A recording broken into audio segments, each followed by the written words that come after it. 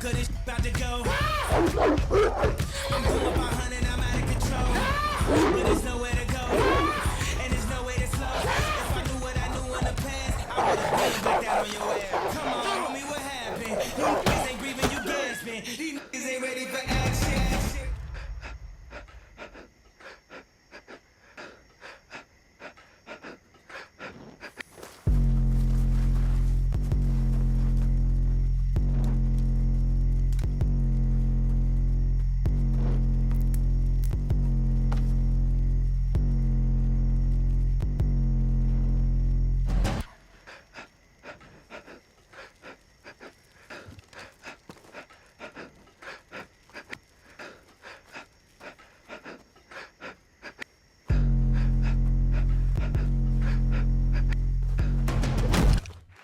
Yes, the man, the myth, the legend. You mean Teray? Legend. Teray is here. Very excited to be here. Very exciting time for you. About to have a baby. Congratulations. Absolutely. On that. Give it up for the almost to be father. Yes. I'm so excited. And of course, so you're going to executive produce her life, and now you're If she lets me. And you're executive producing Underground, a hot new show on WGN America. Great review in the New York Times today. I didn't see that. They say Underground, another well-made show from the underappreciated WGN America, is at its best when it's hardest to watch. And this is a drama about slavery. Yes. There are moments when this thing is really hard to watch. In one of the episodes, a young boy who's like 5 or 6 does something wrong, and this man is about to whip him when Journey Smollett comes in and says, no, whip me instead. And then we see the blood all up and down her hands and forearms. I mean, why did you want to give America something that is so hard to watch? Well, I think we have to confront our history. We have to understand it, understand how it relates to what's happening in the world now. So when we talk about the issues of race and how we interact with each other in this country, we can't talk about American history. We can't talk about how this country was built. And we can't talk about the politics of this country without understanding that so much of our history involves slavery. Black folks first came here in the early 1600s, 400 years ago. 250 of those years was under the slavery regime, and 150 has been since emancipation. So we can't talk about American history, we can't talk about black history without talking about slavery. And obviously it's uncomfortable to see the pain and the oppression and the evils of slavery, but this show isn't just about that, it's about breaking free. It's about the inspiration and the courage and the heroism of those who broke free. And these aren't actual individuals that we're portraying, but they're composites of the stories of actual people who wrote slave narratives and escape narratives from that era, and we're celebrating those American heroes. Yeah, one of the things this review does is it compares the show to Prison Break. So basically, we're not going to be watching a bunch of slaves get their asses beat on a plantation. Yes. They are planning on running and then affecting a freedom plan. Yes, this is about the escape. This is not about the occupation, it's about the revolution.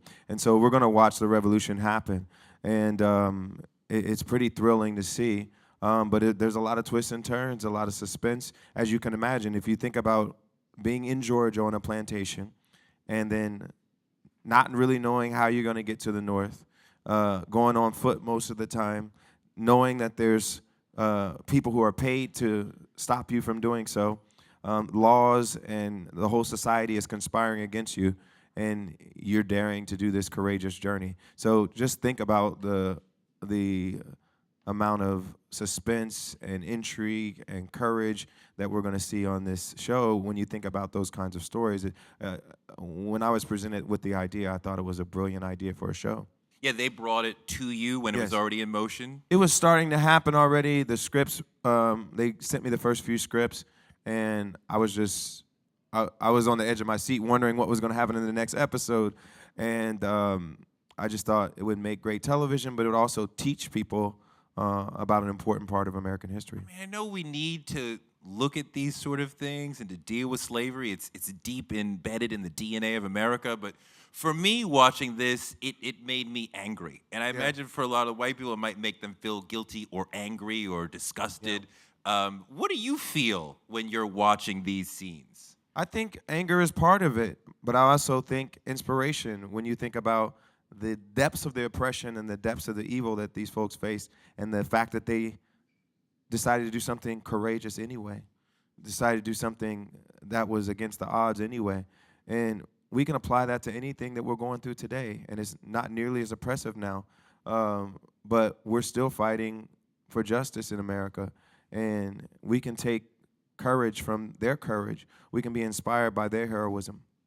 Let's talk about what we're going through today, Sure. which in part for me is an extraordinarily scary situation where, Donald Trump could possibly become president. Yeah. And even before we get to that, we have seen that there's an extraordinary amount of racism in America that he's emboldening and letting people feel comfortable. Hey, come out and and these people are like anti-PC, fairness, and like enough of them. It's our time, right? In the New York Times, they said this is the middle-aged white men matter movement, right? And when we see in America where there's a large group of people who are racist and or just sick of hearing about our concerns, when you put out something like this, do you fear that there's a large group of people who will be like, screw that, I don't want to hear that story at all? Maybe there's some people that don't want to see it, and every show's not for everybody. That's why there's a lot of channels on our television. And I think that's part of why television has been so interesting lately, is because there are all these channels, because there are all these outlets that you can find what you want to watch. And we know that there's going to be an audience that wants to see this and is going to be inspired by it and think this is great television and great history at the same time. And we know some that aren't going to want to see it, and that's fine too. But I think this show and thinking about slavery gives us lessons about what's happening with Donald Trump today. Because if you think about it, most people don't consider themselves bad people. Most people don't consider themselves evil. But we in this country let an evil institution happen for a very long time. I'm sure most Germans didn't think of themselves as evil people in the 1930s and into the 1940s. But as things crept along, they let a leader take charge that led them into a very terrible place where they did some awful things. And if we don't pay attention, if we let this rhetoric just keep going by that Donald Trump is spewing without checking it, without saying this is not an American value that we want to hold dear to our hearts, if we don't say anything about it, we could be just letting it happen too. I mean, I just keep seeing this movement grow and grow and grow. We thought that it would never get this far, and then press that. And let's be clear, like, I'm not being objective, even-handed about this. I'm just saying this guy is spewing racist rhetoric on a regular basis and is winning. We should be worried about that. Are you scared of the future of Trump? I really don't believe he's going to win, but if he wins, I'm scared for America.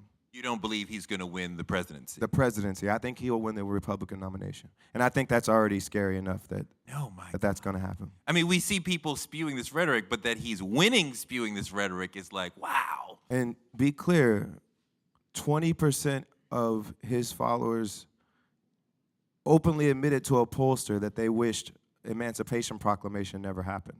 So that means that's the minimum amount of people that believe that, because those are people that are willing to say it on the phone to another person. So that means there's others that weren't willing to say that but believe that. So when we talk about slavery being ancient history, it's not ancient history. And slavery's been bigger in popular culture the last few years. Watching this, I was reminded of Django Unchained. There were elements of 12 Years a Slave. Do you think that those films, their quality and their acceptance, helped this get made at this time? I think it all helped. I think showing that you could do this in a way that didn't sugarcoat the evils of slavery, but also showed heroism at the same time. I think it showed that was possible. And also, I think we drew inspiration from some other things that, for instance, with Quentin, with the musical choices that he made in the film with Django, I think it empowered us to feel like we could mix contemporary music into the show. and we did that, and I think we did it effectively. But I think Quentin showed that that could be done in a great way. Yeah. Let's talk about that a little bit because that was one of the bigger things in Django that leapt out at a lot of people that were watching this period scene. And then you're we hearing hear Rick Ross. Rick Ross, Yes. what have you. And this piece opens, with Kanye playing, right, Black Skinhead, and emotionally it fits. And when they drop out most of the track and you just hear the breathing rhythm, it's very powerful. But I'm still sort of torn because I'm watching period and I'm getting modern music. Talk about how to make that work. Well, it was definitely a creative choice, and we knew it carried some risks with it because we're used to seeing or hearing a certain type of music when we watch something from the 1800s. But we felt like incorporating a wider range and a wider diversity of music in the show would help us tap into all the emotions of the show. Because I don't think there is a period piece that would have tapped into the urgency of that moment in the same way that Black Skinhead would have. And we wanted songs that were able to do that for us. And so it was a choice we made at the very beginning. We said, we're going to do this, and some people are going to be a little bit uneasy with it, but hopefully they'll get used to it, and we think it's a good creative decision for the show. Are you essentially the music supervisor on this show? I mean, there's an actual paid music supervisor, but I oversee that process, yes. So talk about what you wanted sonically for the show. Well, we wanted the energy of the music to draw you in to what was happening on the screen, to complement what was happening on the screen, to enhance what was happening on the screen, and to help tell the story. And I would go to the meetings. I was going to, edit meetings with the creators of the show and with the music supervisor, and we were figuring out which songs worked in certain places. And it was really fun for me to do. It's the first time I've really done that to that extent. I've written songs for film before, but this is the first time I've gotten really involved in helping to kind of curate the music for any film piece, and this has been a lot of fun. We're going to take questions from you guys in just a moment, so get your questions ready and formulated. I'm going to start pointing to you guys in a second. Now, I've worked on a bunch of television shows, and I still don't have a clear sense of what the executive producer does. Sometimes it seems nothing. Sometimes they seem authoritarian dictators. You're an EP on this show. What exactly is an EP do? Like, it's what is very the job? flexible. It's very flexible. It's flexible in the music industry as well. Sometimes it's just a vanity title that you give to somebody for whatever reason you think it'll help the project. Sometimes they use it for marketing, so they'll put a star on the executive producer list because they'll help market the project. And so I'm here marketing the project, so that's part of what my role is. But I actually was involved, like I said, in the edit meetings, going over the music, helping to reach out to my fellow musicians and ask them for favors to get their music on the show, because we have to, get licensing agreements with all these songs, and really making creative decisions on how the show was going to sound and how it complemented the way the show looked. This piece is unrelenting in some ways. When we see the whippings and we see the blood, and early on there's this brother wearing one of these pieces that, he's got the chains coming around his head, and I'm just feeling horrible. And I know the real horror of slavery is beyond what could possibly be shown on a television show. Sure. How do you find that line of, like, we want to honor our ancestors, we want to honor the story, but if we show them what it really was like, as far as we know, then everybody, black and white, will run away. So I think it's pretty honest. The show's pretty honest, and I think you don't have to show every drop of blood for someone to understand how horrible it was. I think it's pretty honest about how horrible it was, but it's also as the episodes go along, I know you've only seen the first few, it's a lot about the escape plan too. So a lot of the excitement comes from the fact that there's trouble around every corner, but these folks keep persisting and keep moving and keep running through intellect, through ingenuity, through courage, through persistence, and all these things. And they have to put together this puzzle, which is interesting to watch. Yes. We don't know how to read, but we think he does. But actually, she knows how to read. Yeah. But he knows where the river works, and he knows how to read the stars. And Yeah. it's an interesting way they have to piece together this team. Absolutely, and part of the music's job was to help illustrate that. So the theme that we wrote for the opening credits actually incorporates the plot of how they were learning how to kind of in code discuss their journey to the north. And that's literally how slaves did it back in the day. They had code about the North Star and the drinking gourd and River all Jordan. Exactly, the River Jordan. All these things were symbols for other things that they were actually physically going to do in their journey to the north. Let's take some questions from y'all. Who has a question? Yes, please. Yes. Hello. First, I want to say I went to Penn, and you Yay, spoke at go my, Quakers. You spoke at my graduation, and you were awesome. Thank you. On that note, how does it feel to be able to inspire so many people with your words, your music? Well, I love writing. I love creating. I love connecting with my fans all around the world, and I'm always happy to know when people play my songs at their weddings and at special events, and it makes me happy that I've made something that made their life a little more beautiful and made them connect with somebody that they love. I mean, when you think about building on what you said, the love songs that you create that build connection, this sort of thing, which has a social consciousness, the song for Selma and the speech that you gave, you keep doing a lot of things that just try to make the world better. I mean, are you consciously trying to think about, like, I want to create work that just sort of, makes the world a little better? Yeah, I think that's part of what artists do. It's not the only thing we do, but it's part of what we do is try to make the world more beautiful. And as it comes to us, as the inspiration comes to us, we're trying to make the world more beautiful. And we're also trying to reflect what's going on in the world and help people think about it and help people talk about it. And we did that with the song for Selma, and we're trying to do it with this show as well. Indeed. Who is next? Hello. Hi. Thank you so much for being here today, John. Thank you. You were speaking a little bit about the importance of this film being shown today because of the racial tension in America. Mm-hmm. The Black experience, there are many different stories that can be Sure. told about the racial tension that we've experienced in America. So why did you choose this particular story to be what you show to people? I think it's such an inspiring story, and it's a story of heroism. The Underground Railroad, we've all heard about it to some extent. It at least got a box in your textbook, in your history textbook.